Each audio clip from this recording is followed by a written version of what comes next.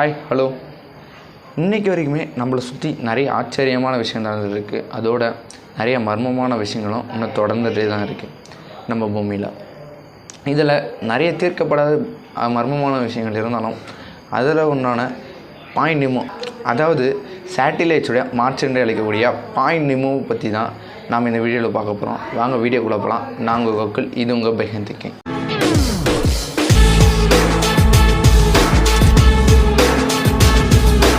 சரி 1992 கனடா நாட்டை சேர்ந்த ஒரு லொக்கட்டோலோன்ற சர்வே இன்ஜினியர் தான் இந்த பாயிண்ட் நிமோன்ற இடத்த முதல்ல பாயிண்ட் பண்ணியிருக்காரு.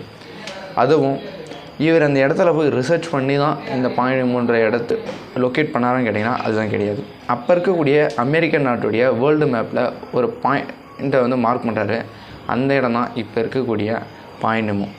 இந்த நிமோன்ற பேர் எப்படி பார்த்திங்கன்னா, இவருடைய சின்ன வயசுடைய ஃபேவரட் கார்ட்டருடைய பேர் தான் இதுக்கு பாயிண்ட் நிமோன்னு வச்சுருக்காரு. அதை தொடர்ந்து இந்த பாயிண்ட் நிமோன்ற வார்த்தைக்கு என்ன அர்த்தம் என்று பார்த்திங்கன்னா, லத்தீனில் நோ மோர்ன்றதான் இதோடைய அர்த்தமாக இருக்குது. இந்த அர்த்தமே ரொம்ப நல்லா இருக்கிறதால காலப்போக்கில் இந்த பாயிண்ட் நிமோன்ற பேரே ஆரம்பிச்சிருச்சு. இந்த பாயிண்ட் நிமோன்ற இடம் எங்கே அமைஞ்சிருக்குன்னு பார்த்திங்கன்னா, நம்ம சவுத் பசிபிக் ஓஷனுடைய மையப்பகுதியில் தான் இந்த இடம் அமைஞ்சிருக்கு.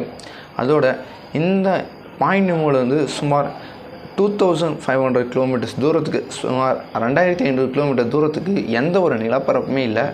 அதோட அந்த 2500 கிலோமீட்டர் தொலைவில் உள்ள ஒரு சின்ன குட்டி குட்டி தீவுகளும் அந்த மனிதர் வாழ தகுதியற்றதாக இருக்குது. அதோட இப்போ வரைக்குமே அங்கே எந்த உயிரினமே வாழ்கிறதில்ல. அப்போனா இந்த பாயிண்ட் நிமோவில் மனிதர்கள் எவ்வளோ தூரத்தில் உயிர் வாழ்கிறாங்கன்னு கேட்டிங்கன்னா, சுமார் 4500 கிலோமீட்டர் தொலைவில் தான் மனிதர்கள் உயிர் வாழ்கிறாங்க. அதோட இந்த பாயிண்ட் நிமோன்ற இடம் எங்கே அமைஞ்சிருக்குதுன்னு பார்த்திங்கன்னா, சிலி, அண்டார்டிகா, நியூசிலாந்து, இந்த 3 இடத்துக்கு இடையில தான் இந்த பாயிண்ட் நிமோன்ற இடமே அமைஞ்சிருக்கு.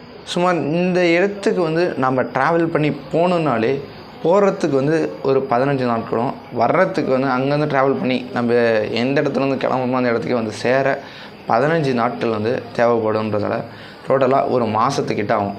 அதனாலே இந்த இடத்துக்கு யாருமே போகிறதில்ல. அதோட இந்த இடத்துல நிறைய மர்மமான விஷயங்கள் இருக்கிறதா இப்போ வரைக்குமே கட்டுக்கதைகள் எழுந்துகிட்டே தான் இருக்குது. நம்ம மனிதர்களை பற்றி தான் உங்களுக்கே தெரியுமே, சும்மா காற்றடிச்சாலே ஒரு புயலே அடிச்சிடுச்சுன்னு சொல்லுவாங்க. அதுபோல் தான் இந்த இடத்துல இவ்வளோ பெரிய ஒரு கட்டுக்கதையை உருவாக்கியிருக்காங்க. அதோட இதெல்லாம் ஒரு பக்கம் போயிட்டு இருக்கும்போதே இப்போ ஒரு ரீசெண்டாக ஒரு 1997 இந்த இடத்துல சுமார் ஒரு 3500 கிலோமீட்டர் தூரத்தில் மனிதர் வாழக்கூடிய அந்த இடத்துல ஒரு ரேடியோ சிக்னலாக ஒரு சத்தம் கேட்டிருக்கு.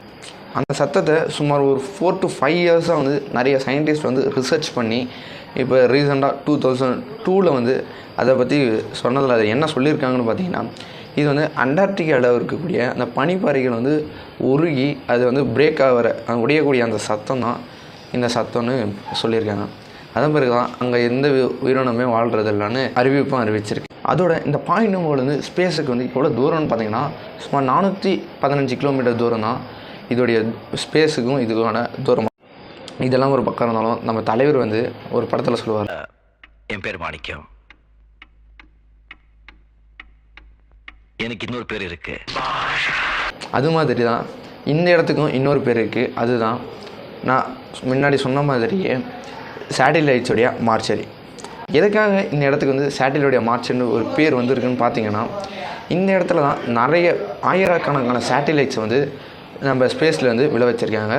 எதுக்காக இந்த இடத்துல அந்த சேட்டிலைட்ஸ்லாம் விழ வச்சாங்க, ஏன் அந்த சேட்டிலைட்ஸ்லாம் ஒர்க் ஆகாதான்னு கேட்டிங்கன்னா, ஆமாம், அந்த எல்லா சேட்டிலைட்ஸுக்கும் ஒரு குறிப்பிட்ட இயர் வரைக்கும் தான் அதோடைய பொட்டன்ஷியலை கொடுக்க முடியும். அதாவது இது ஸ்பேஸில் ஒர்க் ஆகும். அதுபோல் அந்த சைடில் இருந்த சேட்டிலைட்ஸ் எல்லாத்தையுமே இந்த இடத்துல விழ வச்சுருக்காங்க.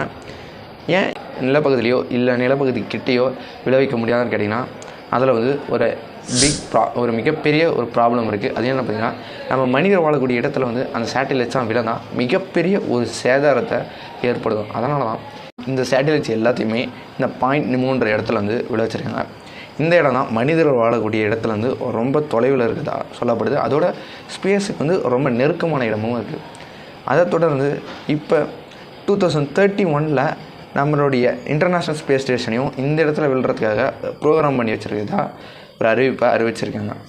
இந்த இடத்துல முதல்ல எந்த நாடு வந்து இந்த சேட்டிலைட்ஸ் வந்து இந்த இடத்துல விழ வச்சாங்கன்னு கேட்டிங்கன்னா சோவியத் யூனியன் தான். சோவியத் யூனியன் தான் முதல்ல இந்த இடத்துல வந்து அவங்களுடைய செயலிழந்த சேட்டிலைட்டை இந்த இடத்துல வந்து விட வச்சுருக்காங்க. ஆல்ரெடி நம்ம உலகத்தில் நிறையா மர்மமான விஷயம் இருக்குன்னு நம்ம முன்னாடி சொல்லிடலாம். அதோட இப்போ மரீனா ட்ரென்ச்சில் உள்ளே இறங்கி அங்கே இருக்கக்கூடிய எல்லா இடத்தையும் வந்து ரிசர்ச் பண்ணும்போது அந்த இடத்துல வந்து பிளாஸ்டிக் இருக்கிறதா ரூபமாக அறிவிச்சிருக்காங்க. அதை தொடர்ந்து இந்த இடத்துலையும் நம்ம மனிதர்களே போக முடியாத, இது வரைக்கும் போனதே இல்லைன்னு சொல்கிறக்கூடிய இந்த இடத்துலையும் இப்போ இந்த ஸ்பேஸ் கிராஃப்ட்ஸ் எல்லாத்தையுமே விட வச்சு இந்த இடத்தையும் ஒரு மிகப்பெரிய ஒரு குப்பை கிடங்காக வந்து மாற்றி வச்சுருக்காங்க. நீங்கள் இதை பற்றி என்ன நினைக்கிறீங்கன்னு கமெண்ட் பாக்ஸில் கொடுங்க. இந்த மாதிரி டெய்லி ஒரு இன்ஃபர்மேஷன் நம்ம சேனலை சப்ஸ்கிரைப் பண்ணி வச்சுங்க.